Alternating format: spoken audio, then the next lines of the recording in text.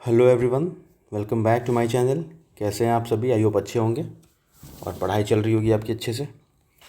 चलिए, तो बिना टाइम वेस्ट किए सीधे काम की बात पे आते हैं। आज से हम शुरू करने वाले हैं अपने नए चैप्टर क्वाड्रेटिक इक्वेशंस को। ठीक है, first of all let me tell you one thing कि मैं अभी थर्ड चैप्टर स्टार्ट नहीं कर रहा हूँ, फोर्थ कर रहा हूँ। जस्ट बिकॉज कि सेकेंड और जो आपका फोर्थ है को रिलेटेड हैं। कुछ फैक्टर्स वगैरह हो गई चीज़ें, कुछ चीज़ें हैं जो सेकंड जिनको नहीं समझ में आया होगा फैक्टर करना या फिर अल्फ़ा और बीटा की वैल्यूज़ निकालनी या रूट्स निकालना, तो यहाँ से उसको क्लियर कर दूंगा। ठीक है, तो आज बिल्कुल बेसिक सेशन है, तो आज समझेंगे कि होता क्या है, कैसे है, क्या चीज़ें हैं। ठीक है, तो चलिए अब देखिए क्वाड्रेटिक इक्वेशन।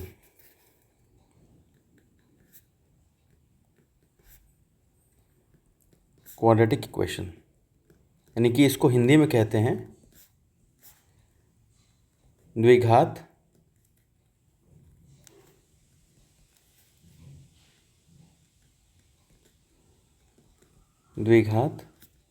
समीकरण। ठीक है, द्विघात समीकरण। ठीक है, चलिए अब समझते हैं कि ये होता क्या है। अब याद रखना, स्टैंडर्ड इक्वेशन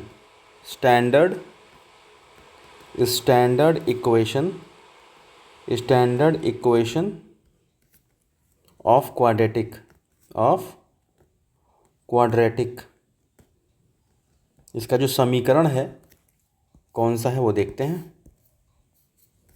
तो वो है आपका ax² plus bx plus c is equal to 0। ठीक है, ax² plus bx plus c is equal to 0।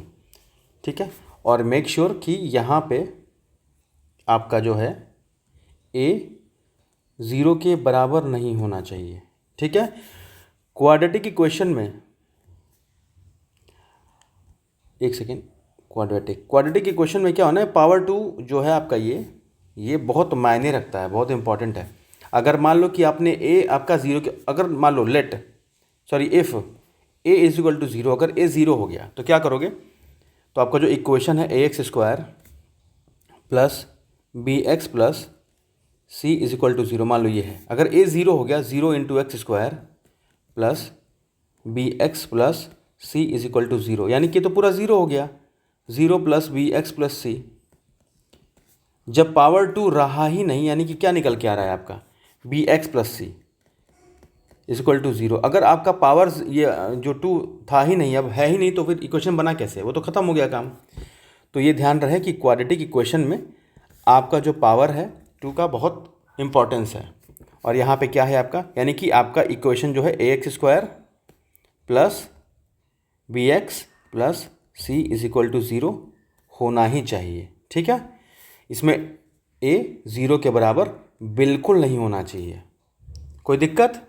और इसमें जो आपका a, b और c है रियल नंबर्स हैं, ये रियल नंबर्स है, ये वास्तविक संख्याएं हैं, ये रियल नंबर्स हैं, नॉट इमेजिनरी,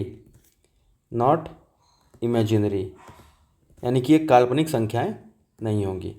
काल्पनिक संख्या क्या होती है वैसे तो बता चुका हूँ, पर मुझे पूरा भरोसा है रिवीजन कभी करने का टाइम मिलता नहीं होगा आप लोग को, तो एक बार बता देते हैं। काल्पनिक संख्याएं क्या होती हैं? जैसे मान लो माइनस में √2 हो गया, माइनस में √3 हो गया, माइनस में √5 हो गया, माइनस में √7 हो गया, ये सब नहीं होगा ABC आपका। ठीक है, ये इमेजिनरी नंबर नहीं होंगे। क्लियर है यहाँ? अब देखिए आप लोग, और जैसे कि हम कंपेयर करना पहले सीखते हैं। जैसे कि आपका कोई इक्वेशन है, मान लो 3x² है plus 2x plus 5 is equal to 0। अब हमको जो आपका स्टैंडर्ड इक्वेशन ये है, कौन सा? ax² plus bx plus c is equal to 0, इससे कंपेयर करके निकालेंगे a और b की वैल्यू। कैसे देखना, यहाँ ध्यान देना, x² का एक कोफिशिएंट यानी गुणांक कहते हैं, क्या है? ये a है। तो उसी तरह से x² का गुणांक यहाँ क्या है? 3 है, यानी कोफिशिएंट 3 है। यहाँ x का गुणांक b है, तो यहाँ x का गुणांक कितना है? 2 है। यहाँ c क्या है? 5 के बराबर है।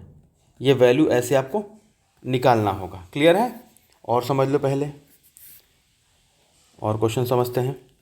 मान लो 3x² plus 4 is equal to 0 दिया है। अब कहोगे कि यार ये तो है नहीं।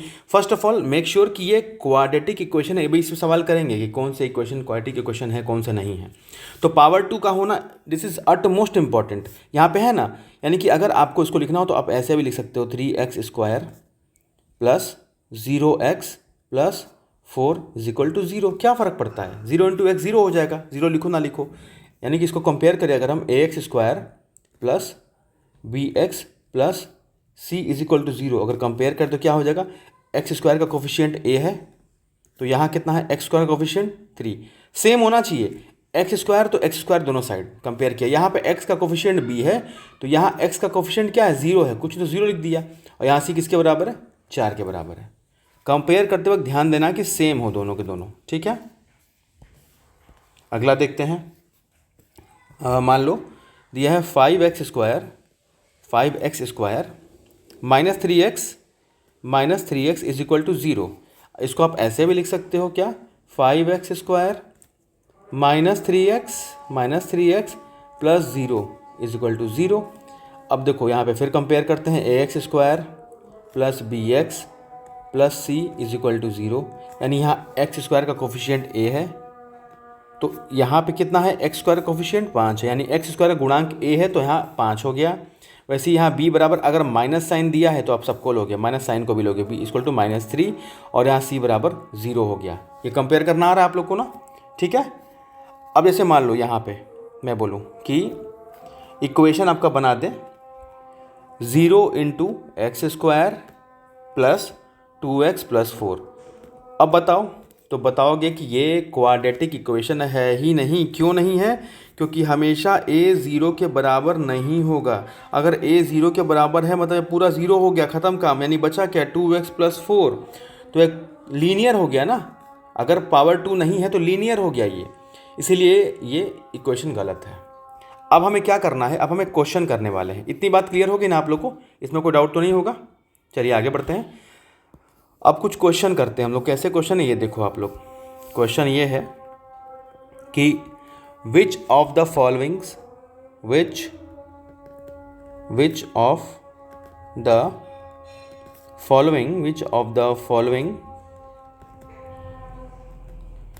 द फॉलोइंग्स आर क्वाड्रेटिक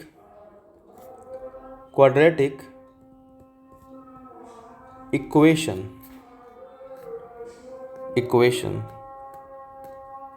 आपको बताना है कि जो अभी क्वेश्चंस दे रहा हूँ इनमें कौन सा आपका क्वाड्रेटिक इक्वेशन है, कौन सा नहीं है। अब इसमें कॉन्सेप्ट है, फैक्टराइजेशन है, वो आराम से करते जाएंगे। देखो इस लेवल पे आपको लेते आऊँगा कि आप इसके क्वेश्चंस को देख करके बिल्कुल हलवा बना के खा जाओगे। ठीक है, इस लेवल पे ले आऊँगा आप लोग को, इतना बेसिक से लेकर के टॉप लेवल तक। कोई अगर ये कंप्लेन करेगा कि मैंने तो कभी पढ़ा ही नहीं है, इस चैप्टर के बारे में सुना ही नहीं है, तो कोशिश पूरी यही रहेगी 0 से लेकर के आपके बोर्ड के लेवल तक या उससे थोड़ा और ऊपर तक हम लोग इसको अच्छे से कर जाएं। पूरी कोशिश रहेगी मेरी, बस आपका थोड़ा सहयोग चाहिए, सपोर्ट चाहिए। चलिए अब इसमें पहला क्वेश्चन ये है हमारा, द फर्स्ट क्वेश्चन इज़ कि आपको बताना है क्या ये x² माइनस 6x प्लस 4। हाँ, तो हमें ये क्या करना है, ये हमें पता करना है कि जो ये इक्वेशन दे रखा है x² माइनस 6x प्लस 4, क्या ये क्वाड्रेटिक इक्वेशन है या नहीं है। तो आपको बताया कि उसका स्टैंडर्ड इक्वेशन क्या होता है, ax² plus bx plus c is equal to 0। इससे कंपेयर करके देख लेंगे कि अगर सेम टू सेम अगर इससे कंपेयर कर पा रहे हैं तो इक्वेशन होगा यानी कि ax² plus bx plus c। Compare करें तो ये है, क्या है ये, मतलब x के पावर 2 है ना। ये सबसे पहली बात देखना कि क्या वहाँ पे x के पावर 2 दिख रहा है तो ठीक है। चलो ठीक है, आगे बढ़ते हैं। सेकेंड क्वेश्चन है आपका। सेकेंड क्वेश्चन क्या बोल रहा है, 2x² minus 7x is equal to 0। आपका ये स्टैंडर्ड इक्वेशन है, इसको आपको ध्यान रखना है, इसको ही लेके आपको पूरे चैप्टर में चलना है। तो देखिए ये है क्या, बिल्कुल है, पावर 2 है ना। आपके लास्ट का कोफिशिएंट यानी c वाला टर्म नहीं है तो कोई बात नहीं, आप उसको ऐसा लिख सकते हो 2x² minus 7x plus 0 is equal to 0। ये भी आपका है, पावर 2 का होना बहुत ज़रूरी है। ठीक है, आगे बढ़ते हैं, क्वेश्चन नंबर 3 को चेक करते हैं क्या ये है। तो 3 क्वेश्चन नंबर हम लोग चेक करेंगे तो क्या देखें, क्वेश्चन क्या है, x प्लस मान लो 3 अपॉन में x is equal to x square है। तो पूछ रहा है क्या ये क्वाड्रेटिक इक्वेशन है। तो पहले आप क्या करोगे ना, आप पहले इसको सॉल्व करो। यहाँ पे क्या करोगे, यहाँ पे x एलसीएम लो, x हो गया तो यहाँ पे तो कुछ नहीं है, तो x इंटू एक्स मल्टीप्लाई क्या करोगे तो क्या हो जाएगा एक्स स्क्वायर। फिर ये एलसीएम x से आपका डिनोमिनेटर वाला x डिवाइड करोगे तो x बाई एक्स क्या हो गया, x बाई एक्स कैंसिल होकर 1 आया, 1 में 3 मल्टीप्लाई करो 3 is equal to x square. अब इसको इधर भेजोगे, यानी कि इस तरह से कुछ कर लेंगे हम लोग, एक्स स्क्वायर प्लस 3 अपॉन में x is equal to x square. ठीक है, यानी कि अब इसको सॉल्व करें अगर हम, तो ये इधर आएगा तो क्या हो गया, x square plus 3 is equal to x के पावर 2 इंटू एक्स कितना हो जाएगा, एक्स के पावर 3। अब बाकी सबको इधर भी ले आओ, यानी कि एक्स के power 3 minus X square minus 3 is equal to 0। मैंने आपको बोला था कि क्वाड्रेटिक इक्वेशन का स्टैंडर्ड इक्वेशन होता है A X square plus B X plus C, यानी कि यहाँ पे आपका पावर 2 होना चाहिए मैक्सिमम, यहाँ पावर 3 है, तो क्या ये है, ये नहीं है। आगे बढ़ते हैं, क्वेश्चन नंबर 4 पे आते हैं।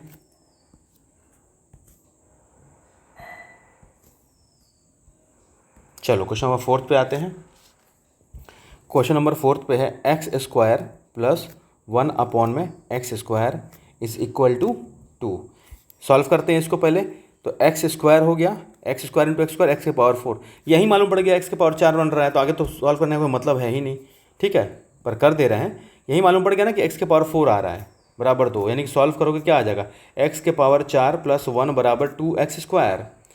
बट यहाँ पावर 4 है तो नहीं होगा, क्यों, क्योंकि हमें पता है कि इसका स्टैंडर्ड इक्वेशन जो होता है A X square plus B X plus C बराबर 0 के बराबर होना चाहिए, यानी कि पावर मैक्सिमम कितना है, 2 होना चाहिए। क्लियर है, आगे बढ़ते हैं। चलो question number 5, x square plus 2 root x minus 3, बताना है क्या ये आपका क्वाड्रेटिक इक्वेशन है। यहाँ देखोगे तो बोलोगे कि हाँ भाई पावर 2 है तो ये हो सकता है, लेकिन आप एक बात ध्यान रखना, रूट आ गया ना, रूट आने का मतलब क्या है, स्क्वायर रूट है ना, ब्रेक करोगे एक्स के पावर 1/2 आ जाएगा। अगर रूट आ गया आपका, ये स्क्वायर रूट है आपका, तो एक्स के पावर स्क्वायर रूट को यानी कि रूट एक्स को अगर ब्रेक करते हो तो एक्स के पावर 1/2 आ गया। अगर 1/2 आ गया इट मीन्स कि वो क्या है, आपका स्क्वायर रूट आ गया, पावर 1/2 आ गया, इसका मतलब ये आपका क्वाड्रेटिक इक्वेशन नहीं होगा। ये बात क्लियर है। चलिए एक लास्ट क्वेश्चन समझते हैं। तो ये लास्ट क्वेश्चन है, इसको हम समझते हैं क्या ये भी आपका क्वाड्रेटिक इक्वेशन यानी द्विघात समीकरण है। सॉल्व करते हैं, तो इसको इधर ले आओ, 3x square minus 2x square कितना हो जाएगा, एक्स स्क्वायर। 3x स्क्वायर में से ये 2 को लाओगे तो प्लस 2 माइनस 2x स्क्वायर हो जाएगा ना, तो 3 में से 2 गया तो 1 इंटू एक्स स्क्वायर, तो एक्स स्क्वायर बच गया। माइनस 4x को इधर करो तो माइनस 4x और माइनस क्या हो जाएगा, प्लस 2x। ये प्लस 2 है, ये 4 आएगा इधर तो क्या हो जाएगा, -4 बराबर 0। सॉल्व कर लेते हैं, तो x square minus 4x plus 2x कितना हो जाएगा, -2x, और ये प्लस 2 -4 -2 बराबर में 0, यानी कि यहाँ देखो पावर 2 है ना, इट मीन्स कि ये भी आपका क्या है, क्वाड्रेटिक इक्वेशन है। ठीक है, तो this polynomial is also a quadratic equation. ये हो गया आपका। कल से हम लोग देखो क्या करने वाले हैं, कल से हम लोग पहले तो आर डी शर्मा का एक्सरसाइज 4.1 को सॉल्व करेंगे पहले। ठीक है, उसके 4.1 को सॉल्व करेंगे पूरा, उसके बाद हम लोग करेंगे फैक्टराइज करना, फैक्टर निकालना सीखेंगे पहले। फैक्टर निकालने के लिए आपके आर डी शर्मा का भी यूज़ करूँगा, प्लस आपके आईसीएसई बोर्ड का क्लास 10 है ना, उसमें खूब क्वेश्चन दे रखा है, उसको यूज़ करूँगा। ठीक है, फैक्टर सीखने के बाद फिर चैप्टर को आगे बढ़ेंगे। कल हम लोग करेंगे एक्सरसाइज 4.1 आपके आर डी शर्मा का। ठीक है, उसको क्लियर करने के बाद ही हम लोग फिर आगे बढ़ेंगे, फिर फैक्टर सीखेंगे आर डी शर्मा मिला करके और आईसीएसई बोर्ड के क्लास 10 को मिला करके, फैक्टर अच्छे लेवल तक सीखेंगे हम लोग। चलिए आज का सेशन इतना ही रहने देते हैं और थैंक यू सो मच।